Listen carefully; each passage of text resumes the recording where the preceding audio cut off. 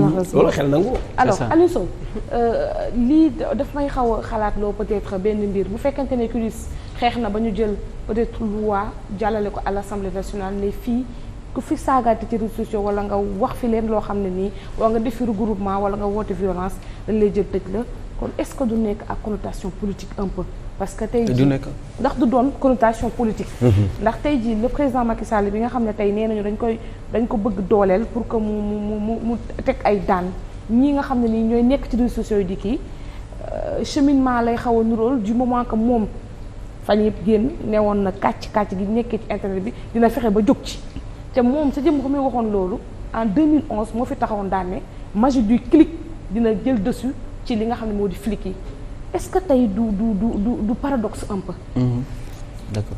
c'est parce que responsabilité yi ñoo bokkatul. Exactement. léegi position président de la République la nekk. donc il faut que bële opposant la woon. donc forcément y a de la mauvaise foi toujours. dans les actes yi nga xam ne wala dans les propos yi nga xam ne dañ koy avancer en général pour am ay selon ses ambitions politiques. selon li ñu bëgg li ñu soxla wala ni ñu xalaatee ni war nañ ko mën a domestiquer l'électeur sénégalais donc forcément duñu xool ndax li ñuy wax moral am na ci wala am na benn espèce de injustice leen intéressé mooy fexe ba xëcc le maximum de personnes. léegi nekkatul ci position boobu il n'est plus opposant il ne veut plus le pouvoir il est au pouvoir donc comportement yi ak attitude yi forcément dafay changer mais c'est très intéressant parce que waxtaan bi ndax bi may dégg sama góor yu baax yi di wax dama commencé di poser ay questions entre la démocratie la liberté et l'égalité de traitement entre les populations entre les Sénégalais lan mooy démocratie xam nga il faut ñu commencer di réfléchir ci yooyu aussi concrètement qu'est-ce que c'est que la démocratie la démocratie n'est-elle pas c'est vrai que bëgg naa ko xolof mais elle n'est-elle pas relative la démocratie est-ce que la démocratie sénégalaise ressemble à la démocratie par exemple chinoise je ne prends pas l'exemple de la Chine comme ça par hasard c'est parce que Chine ñu bari nañ ko considérer ni c'est un pays où il n'y a pas de démocratie pourtant c'est un des pays les plus ordonnés et organisé ci àdduna bi d'ailleurs ordre ak organisation moo tax daanaka ñu toll fi ñu toll def boom économique ci 40 dernières années yi est-ce que donc ñun li ñuy wax démocratie c'est une démocratie qui devrait être similaire maanaam day nuroo ak su ma la déggee baax da nga bëgg ñu restreindre les libertés pour mën a imposer une démocratie boo xam ne ku ci mën na ci gis boppam dégg-dégg bi loolu la mais bu ñuy wax restreindre les libertés mais lesquelles libertés les libertés par rapport ak Sénégal ni ñuy doxalee wala liberté par rapport ak par exemple parce que gis-gisu liberté celui qui lay définir liberté nekk chinois wala qui lay définir liberté nekk un asiatique un singapourien ou je sais pas moi wala un pays que je connais un peu bien mooy la Suède yaa ngi dégg des pays du Nord en général yoo xam ne dafa am ordre ba nga xam ne dans ces pays là dañuy dem sax ba léegi sanctions yi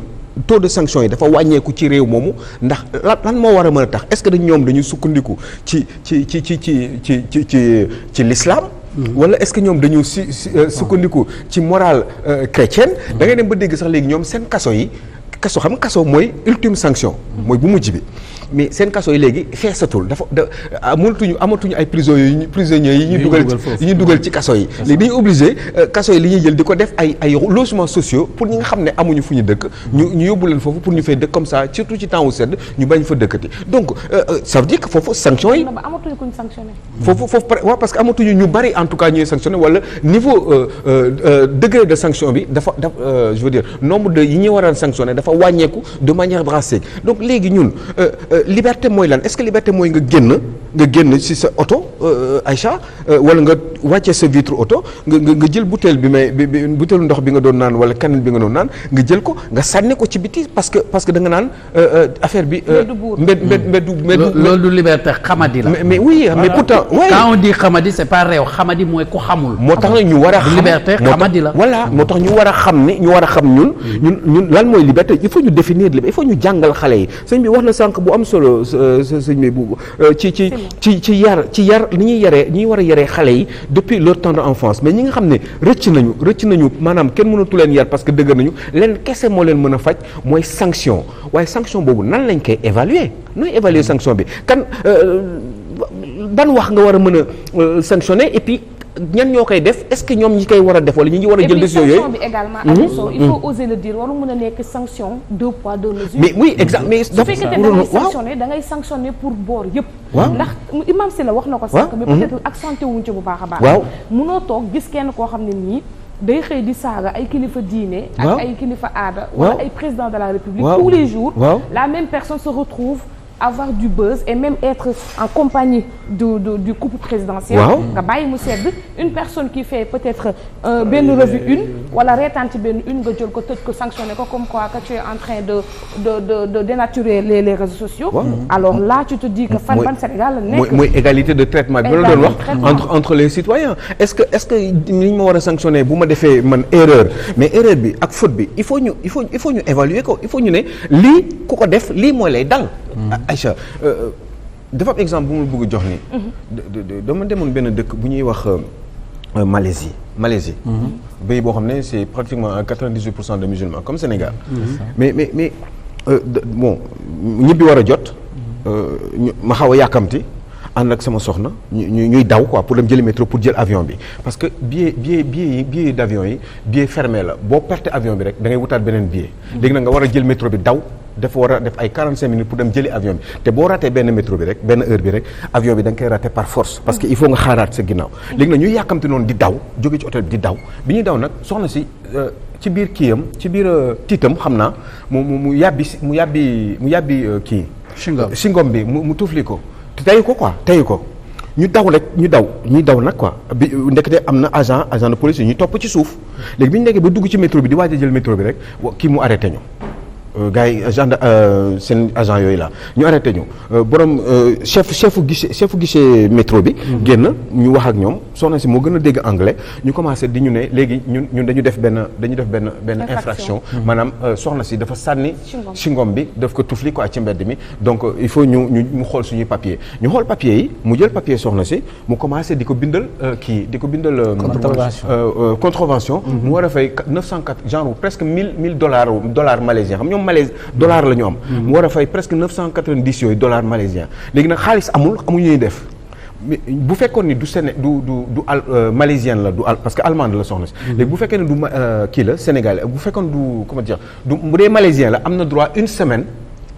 pour mu fay. mais comme étranger la avant muy génn réew mi il faut mu fay. léegi nag ñu ne ko yow bala ngaa jóge fii il faut nga fay. te boo fayul avion bi da nga koy perte te yow da ngay jëndaat beneen billet d'avion day compliqué ñu ne la yow demal nga bàyyi soxna si fii et cetera mu compliqué trop pour leen gars yi à quel point ils sont durs ci wàllum sanction finalement nan la mujjee def comme weccet amul woon yaa jël la mujjee woo Allemagne pour ñu yónnee ko xaalis ci guichet borom chefu gare bi yónnee ko xaalis bi pour kooku mu mën ñu bàyyi ñu dem ndax xaalis bi bu ñëwee kooku mën a fay ndax ñun bu ñu xaaree ba xaalis bi nar a ñëw dañuy perte avion bi mais kooku agent bi dafa exigeant woon pour wax la rek ni quoi leer na quoi am na yoo xam ne chewing-gum wala yenn yi boo ko sànnee ci biti da ngay fay pour nga fay lii ngay fay Aïcha boo ko defee da nga war a fay loolu boo sànnee sa canette ci biti ci mbedd mi yow dañ la war a sanctionner boo téyee boo empêché oto mu jàll ci tali bi parce que da nga paan boo fa toogee 15 minutes te wowuloo ku la war a déglu ma rek de ku wowuloo ku la war a jël embarqué sa oto yóbbu ko garage parce que yaa ngi tooñ parce que fi nga toog baaxul parce que fi nga taxawee yow ci tali bi yaa ngi empêché ay nit ñu circuler normalement yaa ngi tooñ parce que mbedd bi mbedd buur la loolu mooy am sens su mbedd buur parce que yaa ngi gêné ñoo xam ne dañu war a déplacé wu ñii dañu war a liggéey ñii ak waroo ko am donc boo fa toogee plus de 15 minutes dañu ne après 15 minutes yow da ngay fay te pour li nga nar a fay nag yow boo ko xoolee par rapport ak sa njëgu oto boo saagane yenn saa yi boo ko xaajee ñett benn boobu nga war a fay par rapport ak sa valeur oto bi donc yooyu boo koy def nit ki day ragal boo xawee paan nii ci mbedd mi 15 minutes rek yaa ngi ragal yaa ngi moytu donc sanction culture de sanction dafa war a am à mon avis pendant une dizaine d'années une vingtaine d'années ndax ñu mën a changer jikko yi le temps que waa ànd sàmm jikko yi ak waa CUDIS genre yi ñu mën a xale yu ndaw yi ñu mën leen jàngal ñu màggaale loolu mais ñi nga xam ne dafa rëcc ba pare am 15 ans 20 ans c'est trop tard mënatuñ ko donc je crois que ni il faut que ñu xam d'abord lan mooy liberté suñu liberté et puis lan mooy démocratie parce que notre démocratie n'est pas mënul nekk benn ay ak démocratie tubaab yi ñun dafa am yoo xam ne dañ ci war a tënk léegi boo ko defee ñu ne la dëkk bi ana liberté d'aller et de venir liberté d'aller et de venir. Est-ce que ñun suñu liberté d'aller et de venir dañ ko war a restreindre bi kii bi amee Covid bi amee lan la ñu wax. dañu ne bu kenn génnati. waaye léegi exigence yooyu ñu am ak gendarme ak alkaati yi ñu daan gis ci tali yi ñuy taxaw di surveiller di contrôler réew mi. est-ce que loolu dañ ko waruñu ko di continuer pendant 10 ans ñu defaraat dëkk bi organiser ko ba nga xam ne képp koo xam ne da nga fi def lu bon loo xam ne waroo ko def te yoon préparer ko ndax yoon dafa war a préparer loolu mu leer nañ ñu ne Mamadou bi tey bu defee lii lay sanction bii lay am comme ça mu leer nga xam ne amul baal amul jéggal. waaye tey jii nii boo defee sanction bu ñu defee yooyu sama sëriñ woo ma Aïcha man ma ni ma bàyyil mu sedd man lan lay def. est-ce que damay bàyyi mu sedd xam nga loolu. xam nga kooku kon y a un problème quelque part ñun ci suñu ni ñuy gisee liberté parce que foofu notion de kersa ak ndigal mi ngi ñëw parce que am ñoo xam ne bu leen ko waxee il faut ñu bàyyi parce que mënatuñu ci teg baat. donc yaa ngi enfreindre paix sociale. par rapport ak jëf bu baax boobu nga def parce que yaa ngi avantagé koo xam ne waruñu ko woon avantagé ndax dafa am benn sanction boo xam ne ci ñëpp la war a dal ak képp ku muntu dal te foofu ñaan waru fa am pour wane rek il faut qu'il y ait une justice sociale une égalité de traitement entre les populations et puis ñu redéfinir encore qu'est-ce que c'est Aïcha la démocratie et la liberté lan mooy liberté ñun nan la ñu war a considérer liberté au Sénégal suñu démocratie nan la war a def est-ce que suñu démocratie dafa war a nduróog démocratie Chine wala dafa war a nduróog démocratie américaine ou islandaise par exemple. Alors Ismaïla dafa mel ni léegi sax lu nekk dafa nekk benn tribune boo xam ne tribune de règlement de compte la. c'est ça. nekkatuñu léegi ci jamono joo xam ne ni ku la def dara nga sa sol sa dàll mais ku la def dara ci réseaux sociaux yi ngay toog. yàq ko lu la neex def règlement de compte wala nga dugg groupe topp kaa teg fa àddunaam yëpp ñëpp xamal ko lépp. yow ngay homme de média gis nga évolution bi nga xam ne internet def na ko daanaka boom la même bu fekkente ne tu es à la télévision sax. booy seet pour nga gën a médiatiser say trucs il faut nga jël ko yóbbu ko def ko internet. naka nga gisee tendance bi nga xam ne tey dafa envolé wu ba fi mu toll nii rëcc nañu ba xamante nan lañ koy assainir milieu bi. waaw xam nga ñun suñu problème may féliciter monsieur Sow bu ma koy seetaan dama naan sama xel day dem ci France. parce que da ngay sentir ne kii dafa am benn culture boo xamee ne. indaale na ko. mais culture boobu dafay maanaam ci ay principe lay xaw a dox maanaam. weex na lay wax seetu ci neex na la seetu ci neex na parce que noonu la war a demee. waaw donc montre bu ñu koy takk pour heure a tax. waaw donc loolu mooy problème bi. ñun xam nga ban problème la ñu am dafa am ay mots yu bari yoo xamee ne xamuñu sax lu muy tekki. exactement te di ko jëfandikoo démocratie. démocratie du wax lu la neex. du def lu la neex. du jëf lu la neex.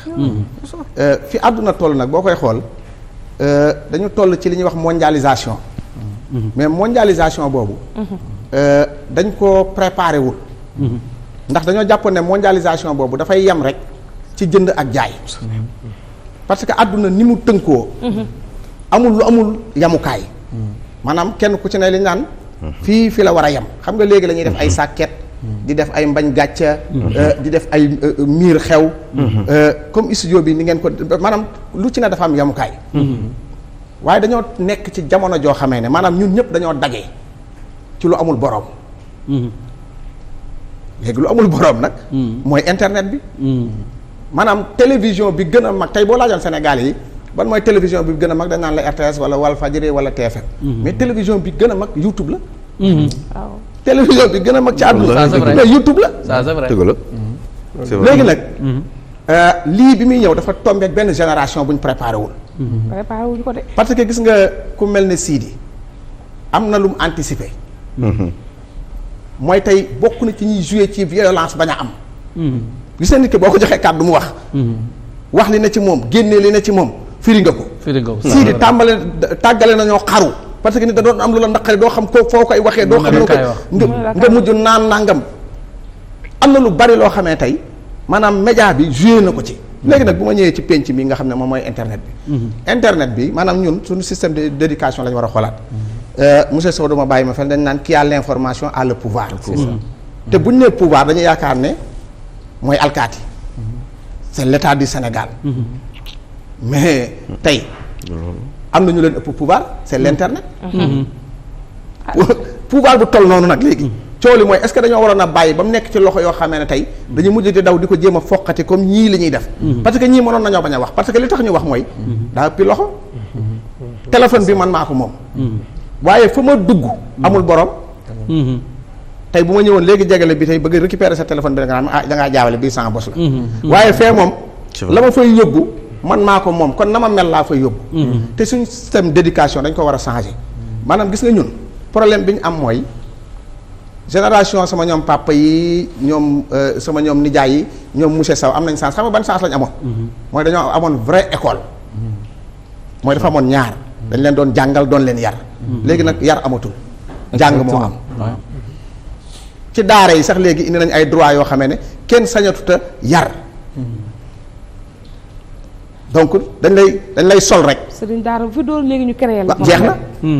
te daara ak i dóor a ànd nag. ci dóor la bokk daara. daara ak i dóor a ànd. ak i dóor a ànd waaw bu njëkk da nga daan ragal sa maître. mais léegi amatul maître. bu njëkk kay boo nekkoon ci maître ba day ak sa maître da ngay daw. déedéet da nga naan lundi bi mooy liggéey. da ngay daw donc yooyu yëpp amatul yooyu nag comme léegi ñàkk nañ ko mooy dañoo war a tëggaat suñu système d'éducation. exactement te li ñuy jàngale programme bii ñu yor. programme bu jàmbur la. benn kilifa daf maa mos a wax bu ma invité woon mu ne ñuy professeur Mame Moussa Diagne. gis nga bi tey war nañoo mën a yóbbu ku mel ne Samba Jabare Samb tey bi mu doon dund ñu yóbbu ko université. Cheikh Anta Diop mu jàngale. wallaahi joxe fa benn cours. ñaareel bi mooy làkk bi. nit du développé ci làkku jàmbur. tey gis nga cours philo. bi gën a compliqué nga xamee da nga koy jàng ñaata at. tey quand tu prends Souleymane Bachir Diagne ci benn 30 minutes ci diine ak jamono. wala ci deñ kumpa wala ci xel du doy. wala ci beneen émission wala ci suñu émission bi Kër Sidi. mu wax ko ci olof. yow mën na laa yóbbu université nga def fa 6 mois doo xam li mu wax. waaye bu ko toogoon fii rek leeral ko tey ñooñu tey moom la Sidi doon def. mooy am na ñoo xamee ne tey téere la ñuy bind ñu toog benn 30 minutes waxtaan ceeg nit ñi ne na man xaw ma woon lii donc suñu tëgginu njàngale mi dañ ko war a jàng. dañ ko war a xoolaat. léegi nag jamono nag moo soppeeku. li ñu war a def nag mooy dafa am booy yar génération nga yar mag ñi pour nga gis ci mag mu yor téléphone di saaga ci internet non. c'est que jamono maanaam dafa am benn bombe sociale. boo xamee ne. menace la ci les politiques. di menace ci les religieux. di menace ci àdduna bi. mooy la jeunesse. exactement. la jeunesse. benn mooy amuñu li ñuy wax occupation. amuñu li ñuy wax formation. éducation bi manqué loolu lépp nag bu dajee. bombe lay doon. ci loolu lañu war a liggéey. maanaam fexe ba occuper jeunes yi. am na ñoo xam ne jot lañ am. tey Sénégal dañuy bàyyee nawet rek tey boo jëlee exemple bi. mais waruñoo sukkandiku ci di bàyyi ci nawet rek. dafa am ku ma mës a invité. te yàlla def na mooy directeur Petrosen. yaakaar naa ne ñu di Adama Diallo. ma invité woon ko bu yàgg ca ba may doog a démarrer sama émission xam nga lu nekkoon suñu thème. mendicité. parce que boobu damaa gis yalwaan gi bari lool ci mbedd yi. ma woo ko mu jiite woon association des handicapés. bu Pikine gis nga bi mu ñëwee bi ñu commencé xam nga lu ma wax daf ne ma mais Ismaïla yalwaan kenn du ko bàyyi te yalwaan kat mënta bàyyi yalwaan ma ne ko lu tax. mu ne ma salaire bi ñuy fay jàngalekat ca jooju jamono mu ne ma 50 000 la mooy volontaire ya. mu ne ma yalwaankat bi jógee Pikine. bu yeewoo du fay dara day yeewu rek génn këram balaa àgg ci tali bi sax mën naa am benn 2000. bu duggee ci car rapide bi. du fay car rapide bi mën na faa am benn 1000 francs. bu wàccee day yalwaan ba mu leer mu dugg fi muy ndékkee. bu ndékki li du fay. monsieur Sow moo koy fayal ndékki. bu génnee weccit yu sonal kii da ko koy bàyyee. mu génn continué waat ba midi jot mu delluwaat ci restaurant bi. yalwaan añ jot mu génnaat noonu la koy defee ba timis oto bi ko yóbbu mu ñibbi Pikine sax dañ koy bàyyi mu dugg du paas. nee na ma bu àggee il a 20 000 wala 22 000 mu ne ma 20 000 par jour wala 22 000 wala ñaata la. mu ne ma kooku mu ëpp salaire sax kii xëy di liggéey fonctionnaire yi am loolu bariwul. donc pour wax la ne dañoo war a anticiper ci yu baree bari donc suñu intellectuels yi aussi am nañ ci li ñuy wax part de responsabilité. exactement parce que intellectuel éclaireur la war a doon. mu nekk loo xamee ne peut-être que li nga xam ne daal mën nañ ko ci wax dafa laaj dañuy wax responsabilité. te responsabilité boobu nag c'est partagé. sama góor gi wax na ko xam nga mag ñi damay dégg ñu ne doomu mbott ndox rayu ko. ndox rayu ko waaw. wala fa ko wax. xanaa booba ndox ma daa tàngul bay bax. wala ndox mu tàng jër nga tàngal ko ba mu bax nga dugal ci mbott. day dégg day ñor. waaye boobu nekkatul ndox nag loolu tax wala wax ko. lu rëy bajantu. lu rëy bajantu. xaal mën naa bajantu. déedéet. donc dafa am yoo xam ne ñun ñoo war a liggéeyaat liggéey boobu nag dafa laaj borom xam-xam yi mooy sëriñ si mais léegi la sëriñ si am kàddu ndax Sidi ak ñeneen mais tey mais ñooñu da nga ci gis ñu jàng lu xam-xam bu yéeme yooyu lañ war a jëfandikoo université tey mën nañ la faa jël yow bi tey en tant que homme de culture nga def fa benn waxtaanu 10 minutes mu jëriñ lu bari monsieur Sow mii war na faa mën a def benn 10 minutes mu jëriñ lu bari keneen jël def ko 10 minutes mu jëriñ lu bari gis nga train bi nga xam ne mooy daw temps yi nu mu tuddati sax suñ terrain bi terre bi biñ ko indee ñuy former gars yi nan lañ war a accueillir nit ñi dañu woo sama benn waay Ibrahima Mbaye Soppe pour mu bokk ci ñuy former ñi nga xam ne ñooy accueillir nit ñi gars yi njëlee woon États-Unis ñëw ne mais un Soppe comédien lan la mun a jàngal ñi benn fan 2 heures de temps la def cours ak yëpp ñoom ñu ne léegi dañoo bëgg a jàng théâtre est-ce que dégg nga wax ji te bi dañ doon wax ni non kii mënul jàngal kenn dara benn fan la def ak ñoom cours gars yi ne ñoom buñ paree dañuy jàng théâtre parce que xamuñu woon ne lii mi ngi ci alors que tey jii ña nekk ca train ba ñoom ñoo leen formé parce que pédagogue la doomu aadama Mbaye Soppe moom pédagogue la xam na ni muy jàngale tey fi ne xale yi dañ leen di jàngal man nga leen ko jàngal junni at